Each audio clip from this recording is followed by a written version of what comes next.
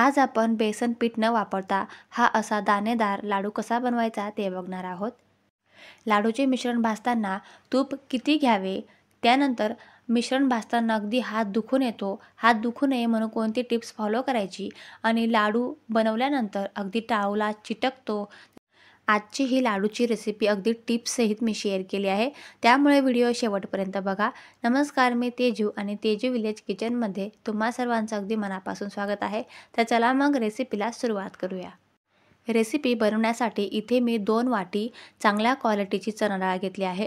तुम्ही वजनी प्रमाणात जर घेतलं ना तर 500 ग्रॅम इथे मी चणा डाळ घेतली आहे आणि घरगुती साहित्यामध्ये माप घ्यायचं म्हटलं की 2 वाटी इथे मी चणा डाळ घेतली आहे। आता ही चणा डाळ स्वच्छ निवडून घ्यायची आहे आणि गॅसच्या अगदी मीडियम फ्लेमवर जाड तळाच्या कढईमध्ये छानसर भाजून घ्यायचे आहे।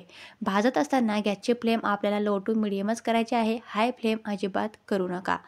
साधारणतः या डाळीला भाजण्यासाठी 7 ते 8 मिनिटे लागतातच, त्यामुळे आपण अगदी खूपच जास्त हाय गॅसवर अजिबात ही डाळ भाजू नका, नाहीतर ही डाळ वरून अगदी गडद रंगाची होईल आणि आतून तशीच कच्ची राहील। त्यामुळे अगदी मीडियम टू लो फ्लेमवरच आपली ही डाळ जी आहे ना ती मस्त अशी सोनेरी रंग येईपर्यंत छान भाजून घ्या आणि भाजल्यानंतर एका परातीमध्ये काढून थंडगार करत ठेवायचे आहे।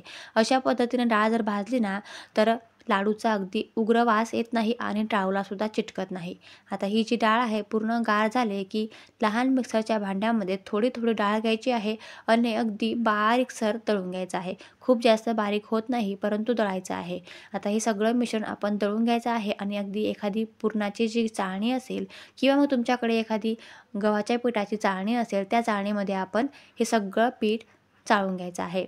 लक्षात घ्या, अगदी मैद्याच्या चाळणीने आपण हे पीठ चाळायचं नाही, तर अशा पुरणाच्या चाळणीमध्ये चाळलं तरीसुद्धा चालेल। त्यामुळे काय होतं की अगदी दाणेदार रवाळ हे पीठ तयार होतं आणि लाडू छान दाणेदार बनतात।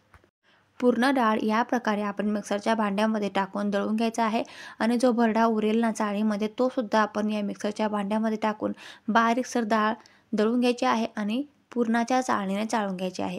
आता इथं पूर्ण जी डाळ आहे ती दळून घेतली आहे आणि पीठ मस्त असं तयार झालं आहे।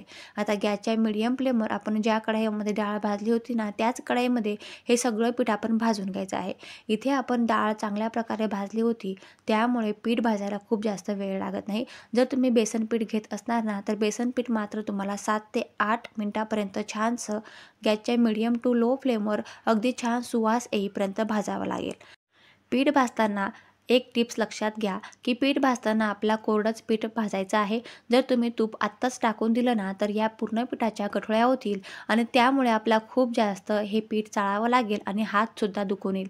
त्यामुळे असं कोरडं असतानाच आपण पीठ छान प्रकारे भाजून घेतलं ना तर मस्त अशा गठोळ्यासुद्धा होत नाही आणि पीठसुद्धा छान भाजतं। आता हे जे पीठ आहे ना 4 मिनिटापर्यंत आपण भाजून घेतलं आहे आणि भाजल्यानंतर यामध्ये टाकूया तूप। 2 वाटी आपण डाळ घेतली होती, त्याच्या हिशोबाने आपण 1 वाटीला अगदी अर्धा इंच रिकामी राहील एवढे तूप घेतलं आहे आणि तूप टाकताना 2 चम्मच तूप वाटीमध्ये शिल्लक आहे असं तूप टाकलं आहे। एकाच वेळी पूर्ण तूप टाकू नका। काही वेळा काय होतं की एखादी डाळ जास्त तूप पिते तर एखादी डाळ कमी तूप पिते, त्यामुळे आपण अगदी अंदाज घेऊन थोडं थोडं तूप टाकायचं आहे आणि जे शिल्लक उरेल ना ते नाही घेतलं तरीसुद्धा चालेल। आता हे सगळं मिश्रण आपण व्यवस्थित गठोळ्या मोडत मोडत झाऱ्याने किंवा उलटण्याने छान प्रकारे भाजून घ्यायचं आहे। तर इथे अगदी 5 ते 6 मिनिटापर्यंत आपण हे सगळं मिश्रण भाजून घ्यायचं आहे, जोपर्यंत छानसर या मिश्रणाला तूप सुटत नाही। आता वजनी प्रमाणात तूप जर घेतलं तर अर्धा किलो डाळ होती तर मग पावशेर आपला तूप घ्यायचा आहे। आता बघा ना कसं मस्त असं रवाळ टेक्स्चर या मिश्रणाला आलेलं आहे आणि तूपसुद्धा सुटलेलं आहे। आता आपल्याला तूप टाकण्याची गरज नाही, जे शिल्लक उरलेले 2 चम्मच तूप आहे ना ते बाजूला ठेवून देऊया।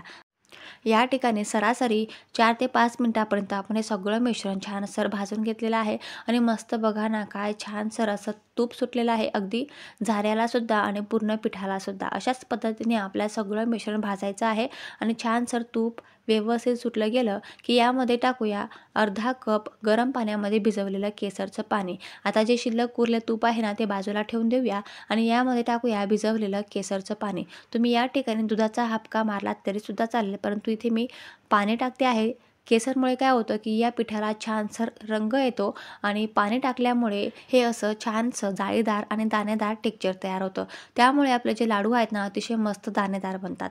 ही खास टिप्स आहे, तुम्ही नक्की लक्षात घ्या आणि अशाच पद्धतीने लाडू तयार करा. आता हे सगळं मिश्रण आपण गॅसच्या मीडियम फ्लेमवर परत एकदा छानसर भाजून घ्यायचं आहे, अगदी तूप सुटेपर्यंत. म्हणजे काय होतं की आपण जे पाणी टाकलं आहे ना त्यामधील जेवढाही ओलावा असेल तो ओलावा पूर्ण निघून जातो आणि त्यामुळे आपले जे लाडू आहेत ते अगदी खूप जास्त दिवसापर्यंत टिकतात. आता मिश्रण छानसर भाजेपर्यंत व्हिडिओला लाईक नक्की करा आणि चॅनलला नवीन असाल तर प्लीज सबस्क्राईबसुद्धा करा. सबस्क्राईब करणं अगदी विनामूल्य आहे, कोणताही खर्च नाही. मी जेवढेही व्हिडिओज अपलोड करेल ते सगळ्यात आधी तुम्हाला बघायला मिळतील. आता बघू शकता तुम्ही, मस्त असं मिश्रण छानसं कोरडं झालेलं आहे आणि तूपसुद्धा सुटलेलं आहे आणि त्याला टेक्स्चर तर बघा कसं मस्त असं दाणेदार जाळीदार दिसतंय ना. अशाच प्रकारे आपल्याला सगळं मिश्रण भाजून घ्यायचं आहे. अशा प्रकारे जर तुम्ही लाडूचं मिश्रण भाजलं ना तर तुमचा जो लाडू आहे ना तो कधीच स्टवला चिटकणार नाही आणि त्याचा उग्र वाससुद्धा येणार नाही. आता सगळं मिश्रण भाजल्यानंतर आपण एका परातीमध्ये काढून घेऊया आणि हे सगळं मिश्रण अगदी थंड होऊ देऊया. थंड झाल्यानंतर हे मिश्रण असंच परातीमध्ये एकाच ठिकाणी स्थिर राहिलं ना तर समजून घ्यायचं की आपलं हे जे मिश्रण आहे ना याला तूप अगदी परफेक्ट आहे, अजिबात जास्त झालेलं नाही किंवा कमीसुद्धा झालेलं नाही. आणि जर समजा हे जर मिश्रण आहे अगदी पसरलं, तूप कुठे कुठे पळायला लागलं, मिश्रण एकाच ठिकाणी स्थिर राहायला नाही लागलं तर समजून घ्यायचं की तूप जास्त झालेलं आहे. ही खास टिप्स आहे. जर समजा तूप जास्त झालं तर काय करायचं आहे, अगदी 2 ते 3 चम्मच आपल्याला बेसन पीठ घ्यायचं आहे आणि अगदी खरपूस सुवास चांगला येईपर्यंत छानसर भाजून घ्यायचं आहे आणि ते पीठ या मिश्रणामध्ये मिक्स करून द्यायचं आहे. म्हणजे काय होईल की जेवढंही एक्स्ट्राचं तूप असेल ना ते पिठामध्ये व्यवस्थित मुरलं जाईल आणि व्यवस्थित लाडू वळायला मदत होईल. आणि बघू शकता तुम्ही, आपलं जे मिश्रण आहे अतिशय परफेक्ट तयार झालं आहे. आता 2 वाटीच्या मिश्रणाला आपण 1 वाटीभर साखर घेणार आहोत. जर तुम्हाला गोड लाडू आवडत असतील तर मग साखर थोडी एक्स्ट्रा घ्या. फिकट पाहिजे असतील तर साखर तुम्ही कमीसुद्धा करू शकतात आणि जर तुम्हाला गुळाचे लाडू पाहिजे असतील ना तर तुम्ही किसून गूळसुद्धा घेऊ शकतात. आता ही साखर आपण मिक्सरच्या भांड्यामध्ये टाकूया. त्यामध्ये 2 वेलची टाकून अशा पद्धतीने एक छानसर पावडर तयार करून घ्यायची आहे. पावडर तयार केल्यानंतर आपण या थंड झालेल्या मिश्रणामध्ये ही पिठी साखर टाकायची आहे. लक्षात घ्या, गरमागरम या मिश्रणामध्ये पिठी साखर टाकू नका, नाहीतर या मिश्रणाला अगदी पाणी सुटेल आणि लाडू जे आहेत व्यवस्थित वळणार नाही आणि ओलाव्यामुळे लाडू लवकर खराब होतील, अगदी बेचवसुद्धा होतील.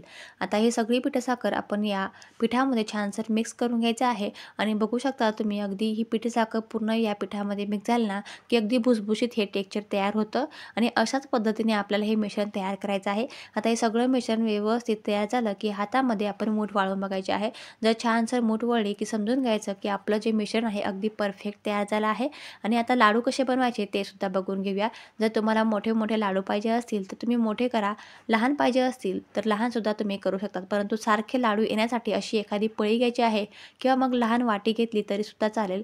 असं मिश्रण आपण या वाटीमध्ये किंवा पळीमध्ये भरून घ्यायचं आहे आणि त्यानंतर या मिश्रणाचे आपण असे छोटे छोटे लाडू तयार करून घ्यायचे आहेत आणि छान डेकोरेशनसाठी आपण वरून काजू बदाम किंवा पिस्त्याचे कापसुद्धा लावून हे लाडू छानसर डेकोरेट करू शकतो. आणि जर समजा हे सगळं मिश्रण अगदी कोरडं झालं, लाडू अजिबात वळला जात नाही, तर काय करायचं आहे, 1 ते 2 चम्मच तूप थोडंसं गरम करून घ्यायचं आहे, कोमट करायचं आहे आणि त्यानंतर या मिश्रणामध्ये मिक्स करून घ्यायचं आहे आणि लगेच पटापट जे लाडू आहेत ते वळले जातील. सेम याच पद्धतीने आपण सारख्या साईजचे लाडू तयार करून घ्यायचे आहेत. आता हे जे लाडू आहेत ना अजिबात टावला चिटकत नाही, खराब होत नाही, बेसनासारखा उग्र वास येत नाही. त्यामुळे तुम्ही हे लाडू बिनधास्त बनवा. 1 ते 1.5 महिन्यापर्यंत हे जे लाडू आहेत अगदी मस्त असे स्टोअर राहतात, अजिबात खराब होत नाही, बुरशी येत नाही, कारण त्यांना आपण मस्त असं खमंग छानसर भाजून घेतलेलं आहे. आणि जर तुम्ही ट्रॅव्हलिंगसाठी बाहेर जात असणार किंवा मग दिवाळीचा फराळ करत असणार तर हे लाडू तुम्ही नक्की ट्राय करा. घरच्या फॅमिलीला नक्की आवडतील आणि तुम्हाला सुद्धा नक्की आवडतील. आता मी तुम्हाला एक लाडू तोडून सुद्धा दाखवते आहे. अगदी वरून मस्त असा मऊसूद, आतून छान दाणेदार टेक्स्चर असलेला आपला चणा डाळीचा लाडू तयार झाला आहे आणि बघा मस्त असा आतून छानसर असं दाणेदार टेक्स्चरसुद्धा आलेलं आहे. अगदी छान परफेक्ट लाडू तयार झाले आहेत. तुम्ही सुद्धा अशाच मापाने अगदी परफेक्ट मेजरमेंट घेऊन परफेक्ट लाडू बनवू शकतात. फक्त काही टिप्स आहेत त्या नक्की फॉलो करा. तर आजच्या ह्या टिप्स आणि व्हिडिओ तुम्हाला कसा वाटला मला कमेंट करून नक्की सांगा. रेसिपी आवडली असेल तर प्लीज एक लाईक नक्की करा आणि चॅनलला नक्की सबस्क्राईब करा बरं का. आता भेटूया पुढच्या नवीन छान टेस्टी रेसिपीसोबत. तोपर्यंत धन्यवाद.